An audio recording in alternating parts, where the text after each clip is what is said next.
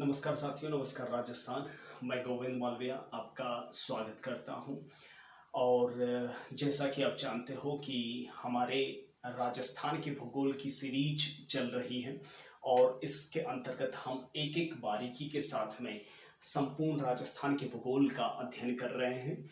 और हमारी जो सबसे पहले बात हुई थी राजस्थान के भौगोलिक परिचय के बारे में, राजस्थान के नामकरण के बारे में, और उसके बाद में राजस्थान की भौतिक प्रदेशों के बारे में हमने संपूर्ण अध्ययन किया था हमारी वीडियो सीरीज के अंदर।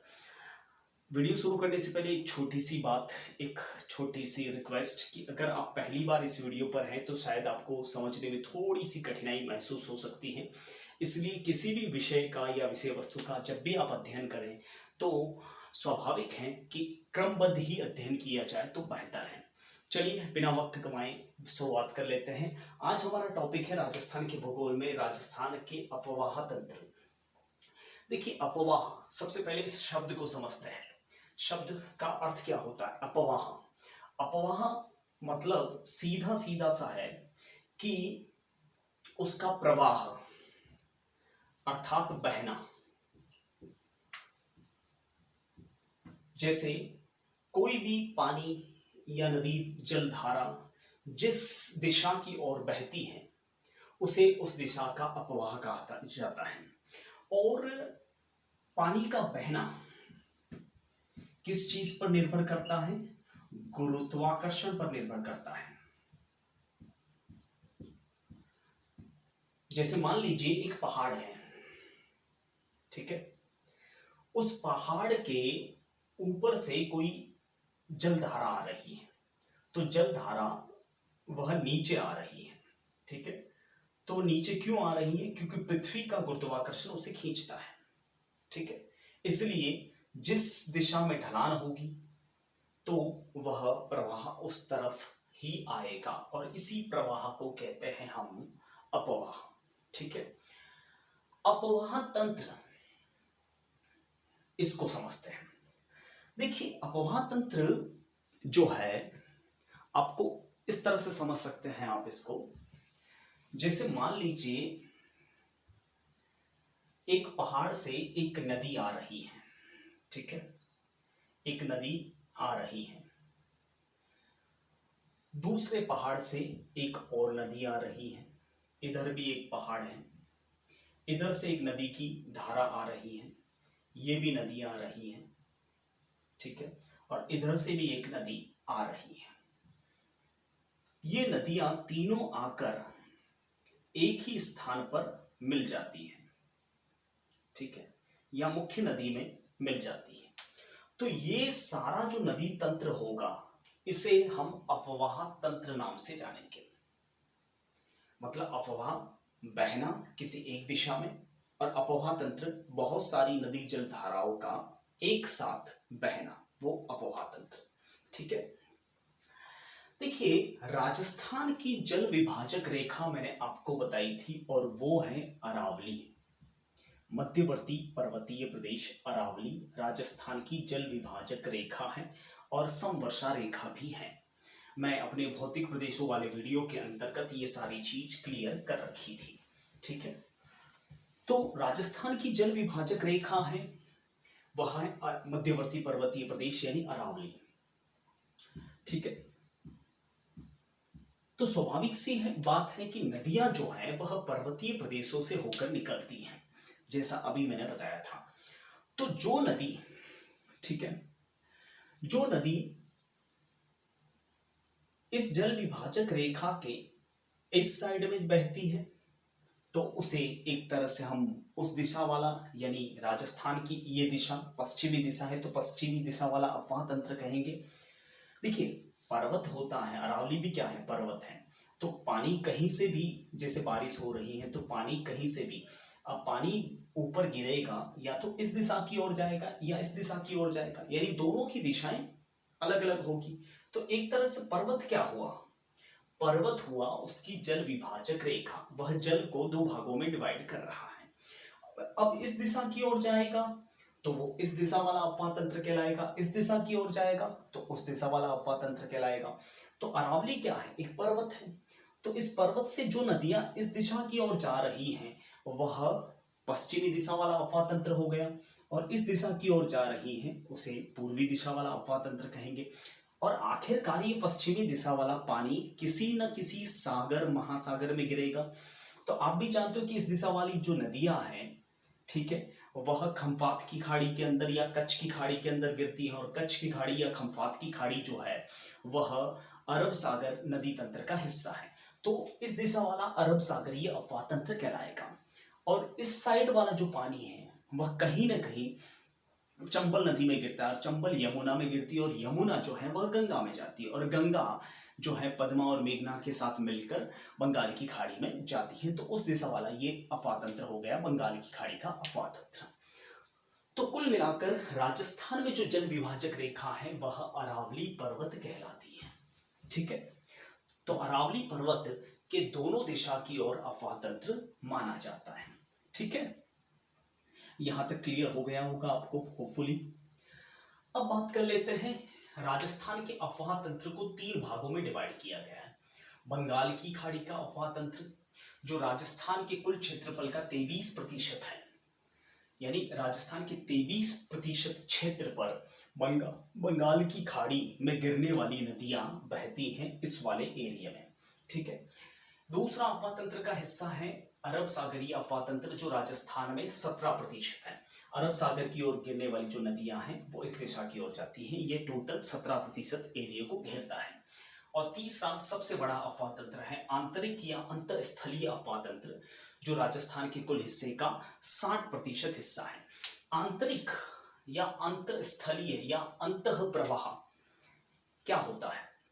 देखिए, अभी अभी हमने बात की कि एक पहाड़ से नदियां जो हैं या तो पूर्वी दिशा की ओर जाएगी या पश्चिमी दिशा की ओर। पूर्वी दिशा की ओर जाएगी यानी बंगाल की खाड़ी का अफवाह तंत्र, और पश्चिमी दिशा की ओर जाएगी यानी अरावली पर्वत से तो वह अरब सागरीय अफवाह तंत्र। अब कुछ नदियां ऐसी भी हैं जो पर्वत से निकलकर वह बंगाल की खाड़ी या अरब सागर या किसी अन्य महासागर में नहीं जाती, यानी जमीन के अंदर ही खत्म हो जाती हैं। उसे कहते हैं अंत प्रवाह यानी आंतरिक प्रवाह या अंतःस्थलीय अफवाह तंत्र का हिस्सा। तो राजस्थान में अंत प्रवाह यानी आंतरिक प्रवाह या अंतःस्थलीय प्रवाह की जो नदियां हैं वो आपके सामने लिख रखी हैं। आप चाहे तो इसका स्क्रीनशॉट भी ले सकते हैं।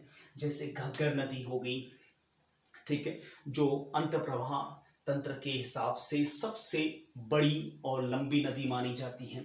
उसके बाद में कांतली, फिर रूपनगढ़, फिर रोपारेल, फिर मंथा या मेढा नदी, फिर साबी या साहिबी नदी, फिर कांकनी या कांकनेय नदी, फिर कुकुंद नदी, फिर गोमती नदी, फिर खारी नदी और फिर खंडेला नदी। देखिए, इन नदियों को हम एक एक करके धीरे धीरे करके पढ़ेंगे, ठीक है, एक एक बारीकी के साथ में, जैसा मैंने आपको वायदा किया है उस हिसाब से हम इसको देखेंगे। देखिए दोस्तों, ध्यान दीजिएगा,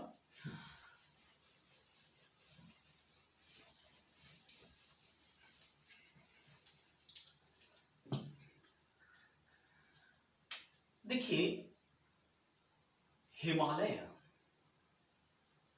आप जानते हो कि उत्तर भारत का एक प्रमुख पर्वत है, ठीक है।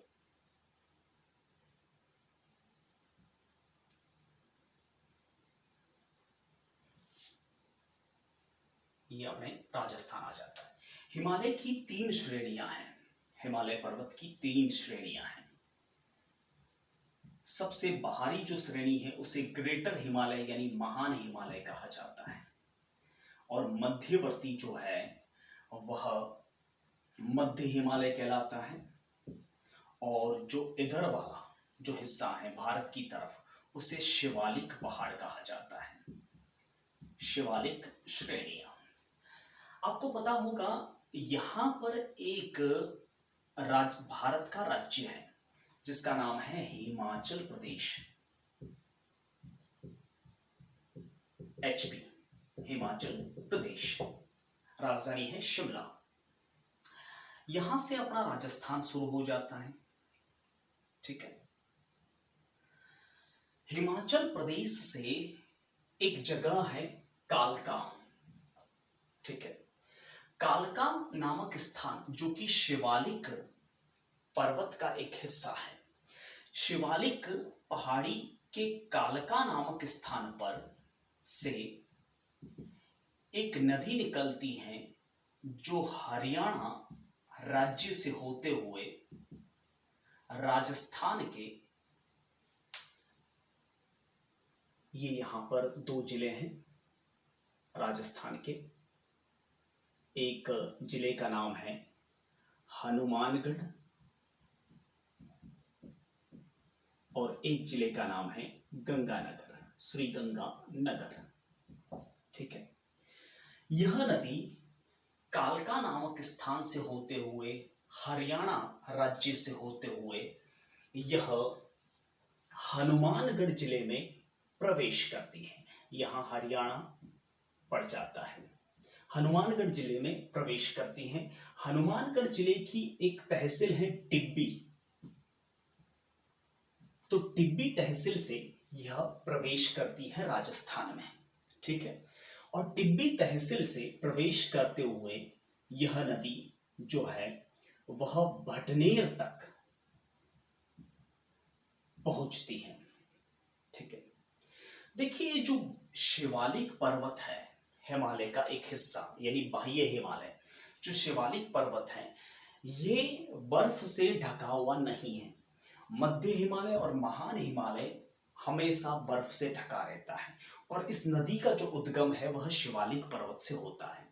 यानी ये बर्फ से नहीं ढका है तो स्वाभाविक सी बात है बर्फ पिघलेगी नहीं, और बर्फ नहीं पिघलेगी तो इस नदी में पानी नहीं होगा। यानी पानी किस कंडीशन में होगा, जब शिवालिक पर्वत पे भयंकर बारिश होगी या छुटपुट बारिश होगी। यानी एक तरह से शिवालिक पर्वत के कालका नामक स्थान जो कि हिमाचल प्रदेश में है, वहां से आने वाली नदी घग्गर नदी में पानी कब आएगा, जब बारिश होगी। ठीक है, तो जब सामान्य बारिश होती है हिमाचल प्रदेश में, यानी कालका नामक स्थान पर शिवालिक पर्वत पर सामान्य बारिश होती है, तब ये नदी भटनेर तक पहुंचती है। ठीक है, भटनेर राजस्थान के प्राचीनतम किलों में से एक है। राजस्थान का ये वह किला है जिसने सबसे ज्यादा मुस्लिम आक्रमण झेले हैं। तो ये नदी भटनेर तक पहुंचती है, और अगर बारिश थोड़ी तेज हो, ठीक है, छुटपुट बारिश ना हो और बारिश तेज हो, तो यह नदी सूरतगढ़ तक जाती है। ठीक है, सूरतगढ़ गंगानगर में। और अगर तेज बारिश हो, ठीक है, तो यह नदी ज्यादा से ज्यादा अनूपगढ़ तक पहुंचती है। जो ये सूरतगढ़ और अनूपगढ़ दोनों जो है वह गंगानगर के अंदर है,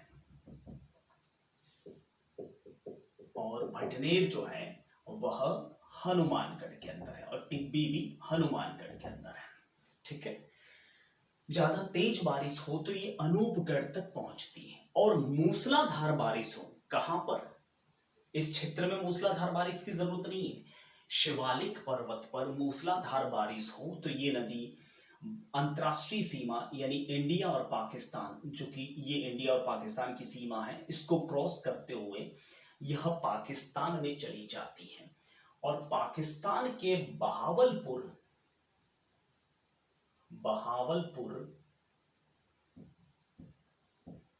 जो कि पाकिस्तान के पंजाब प्रांत का हिस्सा है, वहां के एक फोर्ट अब्बास नामक स्थान पर यह पहुंचती है, वो भी मूसलाधार बारिश होने पर। अब इससे आगे ये नदी नहीं जाती, ये जमीन में ही समाप्त हो जाती है। ठीक है, तो इस तरह से यह आंतरिक प्रवाह की एक प्रमुख नदी मानी जाती है। दोस्तों, इस नदी की कुल लंबाई जो है वह 465 किलोमीटर है। यानी कालका हिमाचल प्रदेश में शिवालिक पर्वत के स्थान कालका जो कि हिमाचल प्रदेश के अंदर है, वहां से लगाकर पाकिस्तान के फोर्ट अब्बास तक इसकी कुल लंबाई है 465 किलोमीटर। ठीक है, अब ये डिपेंड करता है कि बारिश कैसी है। तो अगर इस नदी की मुख्य विशेषताएं आपको पूछी जाए तो मुख्य विशेषताओं में ये शामिल होगा कि यह राजस्थान की वो नदी है जो आंतरिक प्रवाह में सबसे लंबी नदी है, आंतरिक प्रवाह में सबसे लंबी नदी है। ठीक है। साथ ही साथ अगर अन्य विशेषताओं की बात करूं तो इस नदी के किनारे कालीबंगन सभ्यता है, जो कि सिंधु घाटी सभ्यता का एक मुख्य हिस्सा मानी जाती है। मैंने सब कुछ भारत के इतिहास में पढ़ा रखा है, आपको इसी वीडियो सीरीज के पास में आपको प्लेलिस्ट में जाना चाहिए और वहां पर भारतीय इतिहास देखना चाहिए।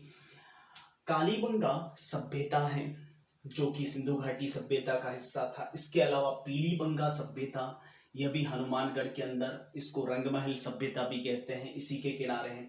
बनवाली सभ्यता जो कि हरियाणा के अंदर है, यह भी इसी के किनारे है। तो ये तीन प्रमुख सभ्यताएं जो हैं वह घग्गर नदी के किनारे बसी हुई थी। ठीक है। देखिए, इस घग्गर नदी के किनारे हनुमानगढ़ जो जिला हेडक्वार्टर है उसके पास में एक झील है। उस झील का नाम है तलवाड़ा झील, जो राजस्थान की सबसे नीचे वाली झील है। जैसे सबसे ऊंचाई वाली झील राजस्थान की कौन सी है? नक्की झील, माउंट आबू में। ठीक है। तो राजस्थान की सबसे नीचे वाली जो झील है वह कहलाती है तलवाड़ा। ठीक है। सवाल बन सकता है। देखिए, इस घग्गर नदी के आसपास जो मैदान बनता है, उपजाऊ मिट्टी का मैदान, उसे नाली या पाट कहा जाता है। हमने भौतिक प्रदेशों की सीरीज में ये चीज देखी थी। ठीक है। घग्गर नदी के बहुत सारे अन्य नाम हैं, जैसे घग्गर नदी को ऋग्वेद में द्वशद्वती नदी भी कहा गया है। ठीक है। ऋग्वेद में इसी द्वशद्वती नदी को सरस्वती नदी भी कहा जाता है। इस नदी को नट नदी भी कहा जाता है। इस नदी को सोतन नदी भी कहा जाता है। इस नदी को मृत नदी भी कहा जाता है, क्योंकि आगे जाकर यह खत्म हो जाती है। इस नदी को लेटी हुई नदी भी कहा जाता है। इस नदी को पाकिस्तान में हाकरा कहा जाता है। पाकिस्तान में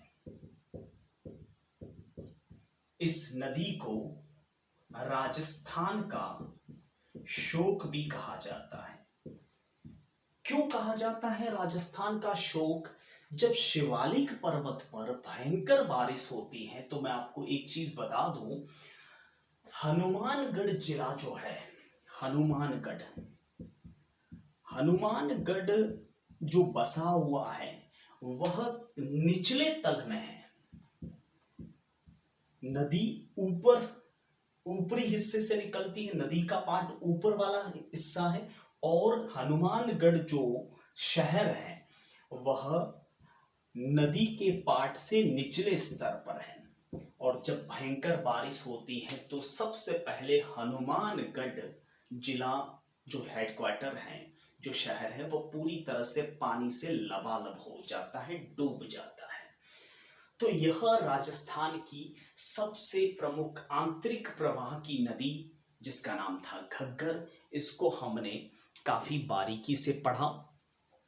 अगले वीडियो में हम चर्चा करेंगे राजस्थान की अन्य आंतरिक प्रवाह की नदियों के बारे में। तब तक के लिए मैं आपसे विदा लेना चाहूँगा, और विदा लेने से पहले एक छोटी सी बात ज़रूर शेयर करूँगा। आपको वीडियो पसंद आए, भले कोई भी चैनल पर हो, तो उसे फीडबैक ज़रूर दें, लाइक या अनलाइक करके। अगर आपको मेरा वीडियो पसंद आया है तो लाइक ज़रूर करें, इससे हमें उत्साह मिलता है और आपके लिए बहुत ही महत्वपूर्ण कंटेंट हम बार बार लाते रहेंगे। आप कमेंट भी कर सकते हैं अगर आपको पसंद आया है तो। अगर कुछ कंफ्यूजन है तो कमेंट के जरिए पूछ भी सकते हैं। पहली बार चैनल पे है तो सब्सक्राइब किए बिना नहीं जाएं, आप सब्सक्राइब ज़रूर करें। और अगर आप पहले से चैनल पर है तो इसे ज़्यादा से ज़्यादा शेयर करें, ताकि हमें उत्साह मिलेगा। मैं फिलहाल आपसे विदा लेना चाहूँगा। जय हिंद, वंदे मातरम।